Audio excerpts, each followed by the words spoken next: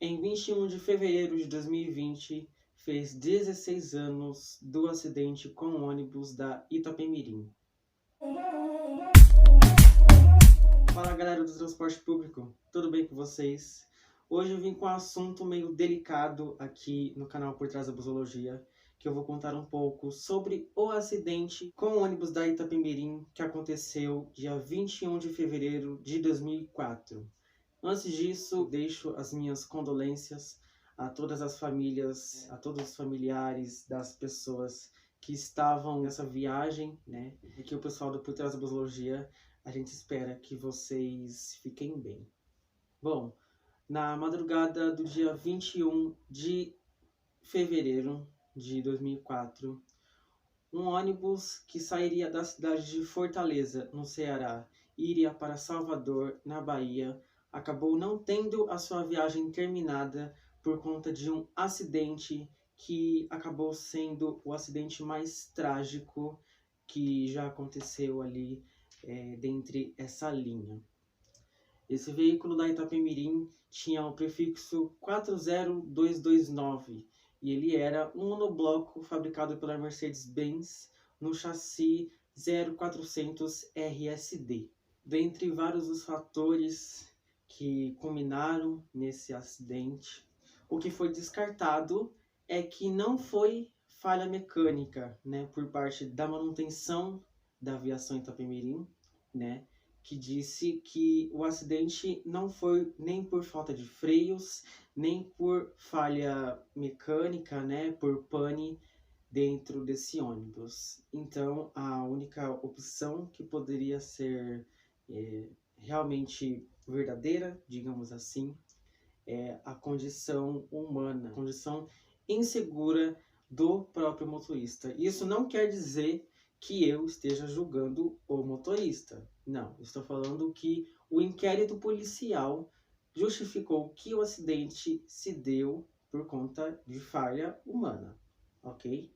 Esse veículo foi fabricado pela Mercedes-Benz, assim como eu falei, entre os anos de 94 e 96. Então, esse veículo poderia ter ali por volta de 8 a 10 anos de uso pela Itapemirim. Já tinha ali ar-condicionado, né, o que já era uma grande novidade. Naquela época, os ônibus já vinham com ar-condicionado, né, não era tão comum. Os ônibus eles ainda tinham aquela janela, né, mas de ônibus executivo. Mas esse veículo da Itapemirim já tinha esse modo, né, de veículo com ar-condicionado, além de outras funções que ele tinha também.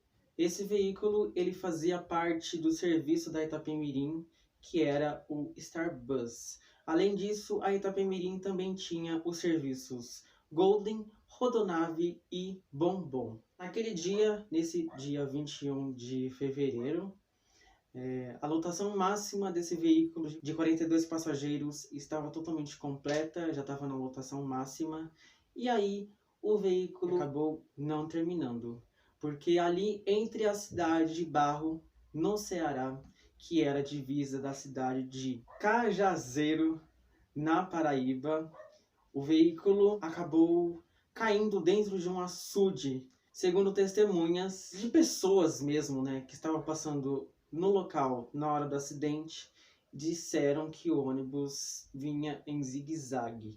Algumas das hipóteses que também falaram, além desse do zigue-zague, né, das pessoas que estavam próximas ao acidente, que viram isso, é que também o motorista ele pode ter desviado de um obstáculo na rua, pode ter tido ou um ataque cardíaco, ou ele pode ter dormido no volante.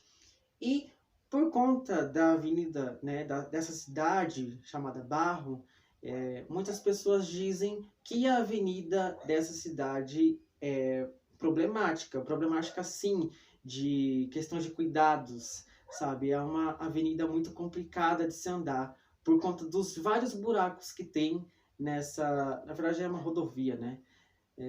Nessa cidade. Então muitas pessoas, muitos carros, as pessoas que passam por lá de carros, dizem que sempre tem que andar de zigue-zague, em zigue-zague, por conta dos buracos, né, para desviar dos buracos.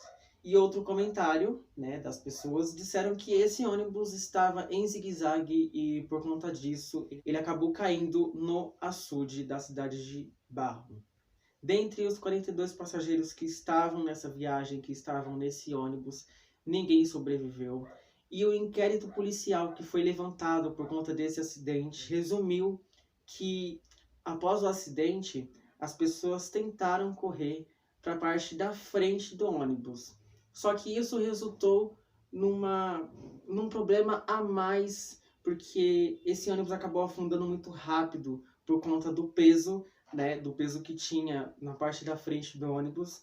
Ele acabou afundando muito rápido. Então, as pessoas bem que tentaram sair pelas saídas de emergência, só que como ainda era novidade, digamos assim, os vidros selados, foi muito mais complicado por conta da pressão do ar condicionado, né, e por conta da pressão da água, que não fizeram com que as saídas de emergências fossem liberadas. Horas depois do acidente, com as pessoas já retiradas do açude, infelizmente todas resistiram ao acidente. Logo após elas serem retiradas do açude, o monobloco também foi retirado e acabou indo para inquérito policial. Para os policiais, né, para os pesquisadores poderem entender o que aconteceu naquele acidente. Ainda não foi divulgado um fato, né?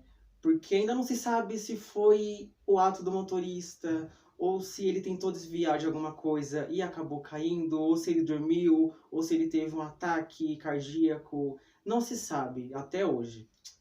Mas após a retirada desse ônibus, ele acabou virando inquérito policial. E depois desse inquérito, ele acabou voltando para a garagem da Itapemirim. A carroceria acabou sendo sucateada, mas o chassi acabou sendo reaproveitado.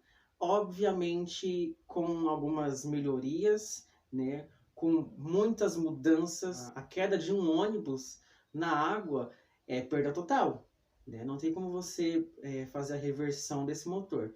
Mas aí ele foi provavelmente levado para Mercedes-Benz e aí a Mercedes-Benz conseguiu consertar esse chassi, né? E aí ela foi construída em cima de um chassi Marco Polo Paradiso 1200 HD. Ele poderia até ter sido dado como um veículo novo, mas a sua placa o entregou, né? Porque eles ainda estavam utilizando a placa daquele monobloco que havia se acidentado. Então a placa era a mesma daquele veículo. Segundo comentários, esse veículo, quando voltou a rodar, né, quando voltou a operar pelo Itapemirim, ele, no seu primeiro dia de operação, voltou exatamente nessa linha que levava do estado de Fortaleza ao estado do Ceará. Tem muita gente que não conhece essa história e aí acha que os ônibus são todos iguais. Mas quem conhece a história e acabou pesquisando mais sobre esse ônibus, quando acabou viajando nele, vários e vários comentários de passageiros que acabaram viajando, né, nesse veículo, disseram que durante a viagem podiam ouvir choros, até porque tinham crianças dentro dessa viagem, né, nesse dia do acidente. Podiam ouvir choros, podiam ouvir gritos de socorro, ou gritos desesperadores, ou sussurros, entre outros comentários que as pessoas falavam.